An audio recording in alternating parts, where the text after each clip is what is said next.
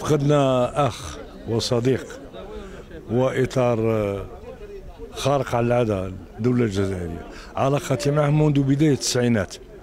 في البداية في حقوق الإنسان عملنا معا، ثم كان الشرف لنا أول عملية إنسانية مع البوسنة والهرسك، هو جا معايا من طيارة خاصة، رحنا لسراييفو وجبنا 79 شاب بوسني مجروح، عالجناهم هنا. ثم عملنا في فيينا معا في أول ندوة عالمية لحقوق الإنسان، وأبقينا دائما في اتصال. واش نقول لك عليه؟ تشوف هذا الجمهور هذا إنسان يعني خارق على العادة، ربي يرحمه ويوسع عليه.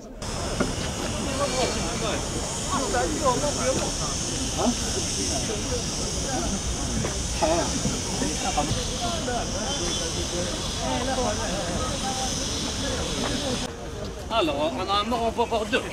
تاع الحماية المدنية قال لك الزمالية.